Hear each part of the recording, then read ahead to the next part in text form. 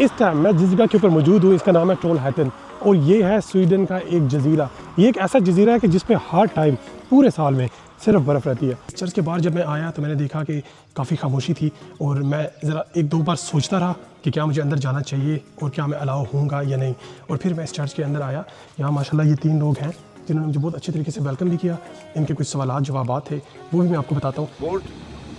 कोई रखवाला नहीं है, वैसे ही पड़ी हुई थी, हमने ऐप से स्कैन की और लेके निकल गए। एग्जैक्टली ये यहाँ पे QR कोड है और इसको सिंपली हम लोगों ने स्कैन किया है और हम इस टाइम इसको चला रहे हैं। इसके बैक साइड पे ये सोलर पैनल है और इको फ्रेंडली भी हो गई और साथ में इसका कोई रखवाला नहीं है। या तो इसका कोई स्लीपिंग पार्टनर है इस बोट का, वो घर में सोया हुआ है और ये यहाँ पे अवेलेबल है। अस्सलाम वालेकुम and welcome back to Veer Gilani vlogs. आज इस टाइम मैं स्वीडन के एक शहर ट्रोलहैटन में हूँ और ये एक ऐसा जजीरा है जिस पे पूरे साल के तकरीबन 11 या 11.5 महीने बर्फ़ होती है और बाकी टाइम मतलब ये ऐसा होता है कि जैसे आप कहीं पे भी कदम रखेंगे तो आपके कदमों की आहट आपको सुनाई देगी क्योंकि वो कदम सीधे बर्फ़ के अंदर जा रहे होंगे। साल के कुछ ही दिन है जिसमें पानी भी नॉर्मल होता है और जिसमें आपको ये रोड्स भी नज़र आ रहे हैं।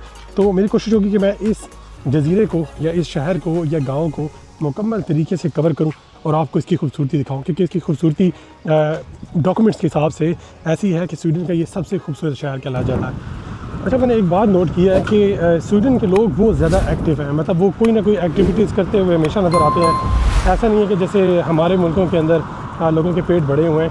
अब ये सामने इसको बंदे को देख लें जो रनिंग करता हुआ आ रहा है और साथ में इसके बैक साइड पे साइकिलों वाले भी आ रहे हैं।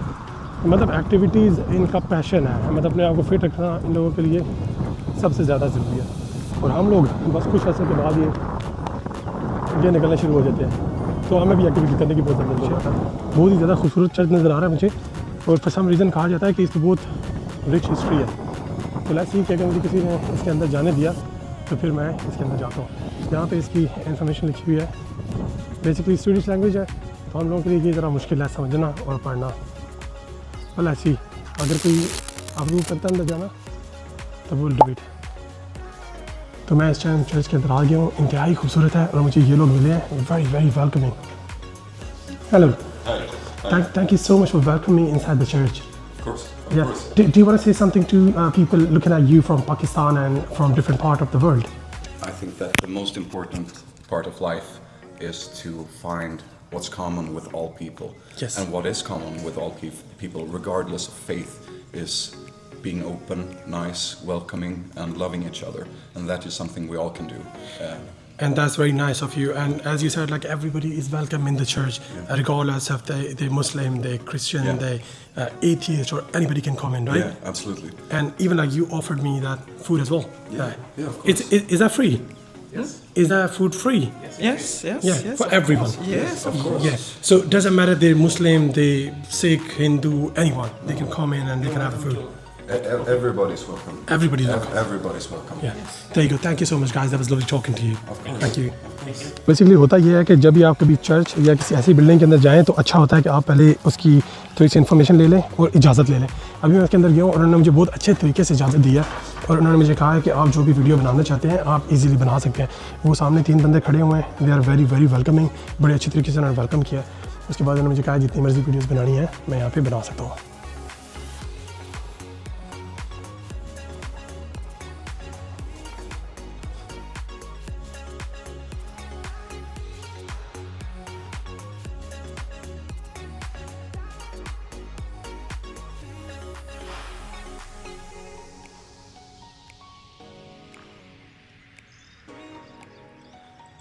ये बेसिकली डाइस है जिसके ऊपर पादरी खड़ा होता है एंड देन ही स्पीक्स। और यहाँ पे सामने बाइबल भी पड़ी हुई है। यहाँ पे बेसिकली वो खड़ा होके तो जो भी ऑडियंस बैठी होती है, ये जो भी चर्च में आते हैं उनको ये बेसिकली पढ़ के सुनाता है।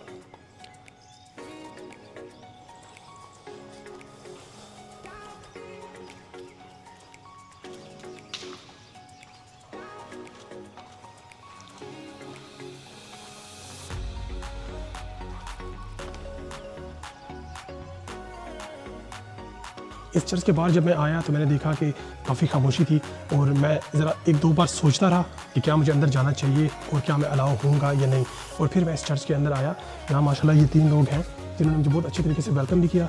इनके कुछ सवालात जवाबात थे वो भी मैं आपको बताता हूँ। और इन्होंने मुझे फ्री फूड भी ऑफ़र किया और उन्होंने मुझे कहा कि कोई भी मुसलमान, ईसाई, सिख, यहूदी कोई भी है, everybody is welcome in the church. अगर आप लोगों के कोई सवाल है, अगर आप इन जगहों को देखना चाहते हैं तो आप डेफिनेटली यहाँ पे आएँ और इसको एक्सप्लोर करें। ये इन्होंने मरियम अलैहिस्सलाम की तस्वीर बनाई हुई है ईसा अलैहिस्सलाम के साथ, नाउज़ बिल्ला। मतलब हम इन चीज़ों पे तो यकीन नहीं करते, लेकिन ये कॉन्सेप्ट हैं और इन कॉन्सेप्ट्स की हमें बेसिकली रिस्पेक्ट करनी चाहिए, स्पेशली जब हम डिफरेंट कल्चर में जाते हैं और डिफरेंट जगह के ऊपर जाते हैं। ऐसा नहीं कि हमें यहाँ पे आके फोर्सफुली इनको कन्वर्ट करने की कोई ज़रूरत है या फोर्सफुली इनको हमें यही कहना है कि इनको मुसलमान होना ही होना है। ये ऑफ कोर्स इनकी अपनी मैंटेलिटी है, ये इनकी अपनी चॉइस है, हम इनके ऊपर इम्पोज नहीं कर सकते, हम इनको फोर्स नहीं कर सकते। So be very kind and be very nice कि आपके जो हुस्न सलूक है उससे ये लोग मुसलमान होना कि आप इनको ज़बरदस्ती करें। क्योंकि जब मोहम्मद फ़ातिह ने इस्तांबुल में हमला किया और आया सोफिया के अंदर जो क्रिश्चियन थे, उन्होंने जब मोहम्मद फ़ातिह का हुस्न सलूक देखा और जब मोहम्मद फ़ातिह ने कहा कि आप लोगों को पूरी आज़ादी है कि जो लोग यहाँ से जाना चाहते हैं वो जा सकते हैं, जो रहना चाहते हैं वो रह सकते हैं और उनके ऊपर किसी भी तरह का कोई जुल्म ज़बरदस्ती नहीं की जाएगी, तो वो हुस्न सलूक देख के वो लोग मुसलमान हो गए। अब इन लोगों की बेसिकली कुछ सवालात थे, वो सवालात मैं चर्च से बाहर निकल जल्दी से आपको बताता हूँ ताकि आपको ज़रा थोड़ा सा इसका एक आइडिया हो जाए और मैं साथ में जाते जाते उनको थैंक यू भी बोल दूँ ताकि उनकी एक हौसला अफजाई भी हो जाए। ये यहाँ पे खड़े हुए हैं। Hello. So thank you so much guys. I've been to the church. This is lovely, beautiful, and I told everyone whoever wants to visit the church, they can come in. It's a lot of Bibles there. They can read it. If they got any kind of question, they can ask you about Christianity and other religions, and you people are very, very welcoming. Thank you. Thank you. Thank you. Thank you. Thank you so much. Actually, I should make a video of this as well. तो ये मुझे अभी free में coffee और ये सारी चीज़ बना के दे, not too much, just little please, thank you. तो इनकी हौसला अफजाई करने के लिए कि हम यहाँ पे खाते हैं, मैं खुशी खुशी ये चीज़ें ले रहा हूँ और मतलब बहुत ज़्यादा वेलकमिंग लोग हैं, बहुत अच्छे लोग हैं, स्पेशली जो स्वीडन के लोग हैं। I love them honestly, from now I am their big fan. So the tea is very fantastic again. जी, तो मैं इस टाइम इस चर्च से बाहर निकल आया हूँ जो कि स्वीडन के एक शहर ट्रोलहैटन में है और मेरा बड़ा पॉजिटिव और बड़ा ज़बरदस्त किस्म का एक्सपीरियंस यहाँ पे रहा है। वो इस तरीके से कि मैं जब चर्च के बाहर खड़ा हुआ था तो मैं सोच रहा था कि क्या मुझे अंदर जाना चाहिए या नहीं। ऑल्दो कि मैं काफ़ी चर्च में जा चुका हूँ पहले, स्कॉटलैंड में और डिफरेंट कंट्रीज़ में, लेकिन मैं फिर भी सोच रहा था। जब मैं अंदर गया तो उन्होंने मुझे इतने अच्छे तरीके से वेलकम किया कि मैं सरप्राइज़ हो गया। उन्होंने मुझे खाना ऑफ़र किया, उन्होंने मुझे ड्रिंक्स ऑफ़र किए, उन्होंने मुझे अपने लीफलेट्स दिए। बेसिकली वो काम कर रहे थे जो हमें करना चाहिए, यानी दावा का काम, जो कि ऑफकोर्स उनका राइट है क्योंकि उनको लगता है कि उनका रिलीजन सही है तो वो दावा का काम कर सकते हैं और उनको करना भी चाहिए। अब होता कुछ ऐसा है कि जब आप इस तरह की जगह के ऊपर जाते हैं और आपको कोई गोरा नज़र आता है या दूसरे फेथ का बंदा नज़र आता है तो उस बंदे के बेसिकली कुछ सवालात जवाबात होते हैं। सवालात ऑफकोर्स हमारे दीन से रिलेटेड यानी इस्लाम से रिलेटेड ही होते हैं, वो कभी भी डिफरेंट नहीं होते और ये मतलब बहुत अच्छे लोग हैं, देखें सवाल करते जा रहे हैं। अब सवाल ये था कि हम मुसलमान थोड़े से एक्सट्रीमिस्ट हैं, क्यों? ये एक सवाल है। एक्सट्रीमिस्ट किस तरीके से कि जैसे इंटरनेट के ऊपर अक्सर वीडियोस वायरल हुई होती हैं और उसके अंदर दिखाया जाता है कि हमारा कोई मुसलमान होता है जिसने टोपी सर पे पहनी हुई है और वो जाके धमाके कर रहा है या किसी दूसरे के सर काट के उन सरों के साथ खेल रहा है, मतलब फ़ुटबॉल खेल रहा है। ऐसा ऑफ कोर्स हुआ है, मैंने भी वीडियोज़ देखी हैं। तो इस तरह के सवालात इनके होते हैं। तो उसका जवाब मैंने उनको ये दिया कि बीइंग अ मुस्लिम मुझे ये बिल्कुल भी अलाउ नहीं है कि मैं किसी को नाहक कत्ल करूं, क्योंकि मैंने उनको रेफरेंस दी कि कुरान के अंदर ये क्लियरली लिखा हुआ है that Allah says in Quran that if I kill someone who is innocent that is as though as I slain mankind, मतलब मैंने सबको मार दिया। And if I save one person who is actually dying then that means I have saved the humanity। मैंने उसको ये explain किया और फिर मैंने उसको ये भी एक्सप्लेन किया कि मतलब बीइंग अ मुस्लिम इवन अगर हम किसी कंट्री को जाके इन्वेड भी करते हैं, मतलब उसके ऊपर हमला करते हैं, तो we are not allowed to go and destroy their temples, destroy their church or the places where they worship. We're not allowed to hit the women, children, priests or anyone who's not fighting. So basically when we invade any country that we are only allowed to fight the ones they are actually fighting back. तो मैंने उनको ये सारी चीज़ें explain की और मैंने उनको बताया कि अगर मुसलमान होने के नाते मैं अगर किसी को मार देता हूँ नाहक तो ये ऐसा है कि जैसे पूरी इंसानियत को मैंने ख़त्म कर दिया। उनका दूसरा सवाल ये था कि क्यों हमें ये लगता है कि मुसलमान ही सही हैं, ऐसा क्यों नहीं कि ईसाई भी सही हो सकता है या हिंदू भी सही हो सकता है या सिख या कोई और रिलीजन के लोग भी सही हो सकते हैं। तो उसका एक बड़ा लेजिट क्वेश्चन है ये, ऑफ कोर्स वो पूछ सकते हैं। तो इसका जवाब मैंने उनको ये किया when I was about 21-year-old, then I always thought, and every day I was thinking about it, that I am Muslim because I was born in a Muslim family. And with the passage of time, I started studying different religions. For example, I've studied Judaism, Buddhism, I've studied Matthew, Luca and John. Actually, मैंने ये किताबें पढ़ी हैं और मैं हमेशा ये सोचता था, क्योंकि मैं मुसलमान फैमिली में पैदा हुआ, तो ये रीज़न है कि मैं मुसलमान हूँ। तो जो ईसाई फैमिली में पैदा होगा या दूसरी फैमिली में पैदा होगा, वो भी ऑफकोर्स यही सोचेगा कि वो सही है। तो इस वजह से मैंने ये सारी किताबें पढ़ी और eventually the reason that I actually became proper Muslim after that was because Allah says in Quran that I'm sending you 4 books, Torah, Zabur, Injil and Quran. And with the passage of time, people will make different changes into these books. But the final revelation, I'm going to send it to you guys, or to the ummah, or the nation, or the human. Nobody will be able to change even a single word or even a single dot in that. So that's the reason that I became Muslim and started practicing Islam.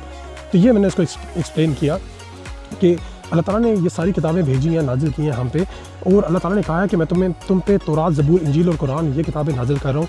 तो वक्त गुजरने के साथ साथ दुनियावी फ़ायदों के लिए लोग इन किताबों में उतार चढ़ाव और उनमें बदलाव करेंगे। यानी जैसे आपने किसी की जेब में पैसे डाल दिए, उसने प्रीस्ट ने किताब को बदल दिया और बादशाह की मर्ज़ी की चीज़ के अंदर लिख दी। लेकिन जो फ़ाइनल किताब अल्लाह ताला ने कहा कि मैं तुम्हारे पास भेजूँगा, यानी कुरान, उसमें क़यामत के दिन तक कोई बंदा एक ज़बर ज़ेर या एक लफ्ज़ भी बदलाव नहीं कर पाएगा। तो मैंने उनको बताया कि ये रीज़न था कि मैं फिर मुसलमान प्रॉपर हुआ और मैं इस दीन के साथ मुंसलिक रहा, जिससे वो काफ़ी ज़्यादा इम्प्रेस भी हुए और उनको समझ आई कि मैं काफ़ी ज़्यादा जो बातें कर रहा हूँ वो लॉजिकल हैं। और साथ में जब मैं वहाँ से निकलने लगा तो जो बूढ़ी सी औरत वहाँ पे खड़ी हुई थी, जो मैंने कैमरे में दिखाई है, मैं उससे आते हुए हाथ भी मिला के आया। तो शी वाज सरप्राइज़ कि मैं हाथ कैसे मिला रहा हूँ, क्योंकि हमें तो अलाउ नहीं होता दूसरे लोगों के साथ हाथ मिलाना या उनके साथ, मतलब अगर औरत है तो हम उनको टच नहीं करते थे, विच इज़ रियलिटी कि हमें टच नहीं करना चाहिए। लेकिन अब उस सिचुएशन में ये था कि क्योंकि उनको ये एक्सप्लेन करना था मुझे कि हम ऐसे नहीं हैं या एक्सट्रीमिस्ट नहीं हैं, तो मुझे हाथ मिलाना पड़ा, जिससे दे वर सो हैप्पी।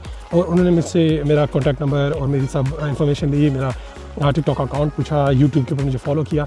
तो these little things can make a big difference. तो मैं आप लोगों को भी यही कहूँगा, कभी भी आपके पास कोई गैर मुसलिम आता है तो उसके साथ एक बहुत नरम लहजे में और एक बहुत अच्छे अंदाज में आपने उनके साथ बातचीत करनी है। ये नहीं कि उनके ऊपर एक बम्बार्डमेंट कर दें कि आपको मुसलमान होना चाहिए, आप काफिर हो, या आपका सर काट देना चाहिए। इस तरह की हरकतें करेंगे तो इससे उल्टा वो दीन के ख़िलाफ़ होंगे और नफरत करेंगे। इस टाइम हम लोगों ने एक बोट रेंट किया है जिसका नाम बोटर है, और आप यहाँ से इसको खुद चला सकते हैं। ये स्टेयरिंग है और ये भाई बैठे हैं मेरे साथ दो।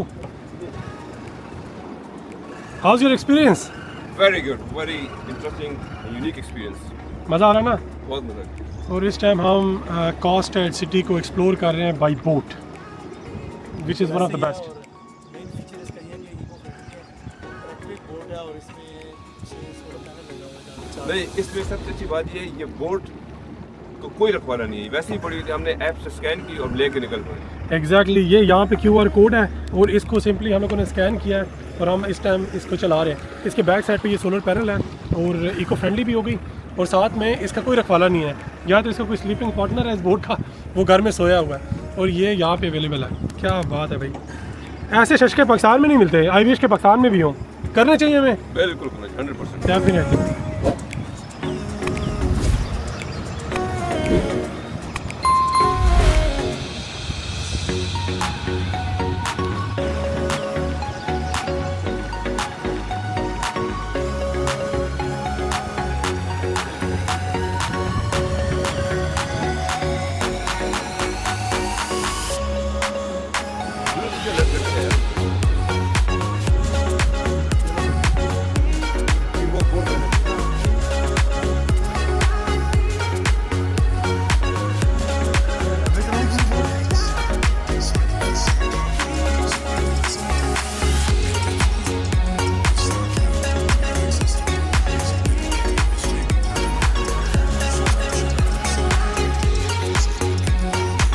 तो बोटिंग फिनिश, और अब हमने बोट को साइड पे पार्क कर दिया। बहुत मुश्किल से पार्क हुई है लेकिन हो गई है।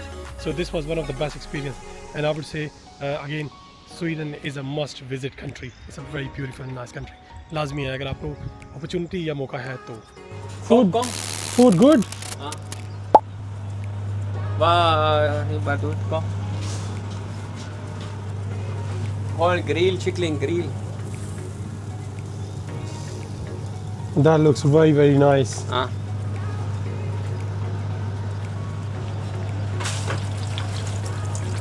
Fresh food. Very nice fresh food. So there we go. ये अब मेरा दोस्त बन गया. O eger is with Uncle Rikastad. Say Pakistan. Pakistan, yatte bro Pakistan. Allah mani khur. Syrian, small. ये सीरियन है और पाकिस्तान को ग्रीटिंग्स दे रहा है माशाल्लाह. अल्लाह इनके मुल्क के हालात अच्छे करे, आमीन. और मैं इस टाइम खाना ट्राई करने लगा हूँ. ये खुबस है यानी रोटी, साथ चिकन है, हमस है और कुछ इनकी स्पेशल सॉस है. देखने में बहुत अच्छा लग रहा है, लेकिन ट्राई करते हैं. और ट्राई करने से पहले सबसे पहले मैं आपको ये बता दूँ कि हलाल फूड कॉस्टेड स्वीडन में एक बहुत अमेजिंग बात है, क्योंकि यहाँ सिर्फ गोरे हैं. So let's see how it comes up with.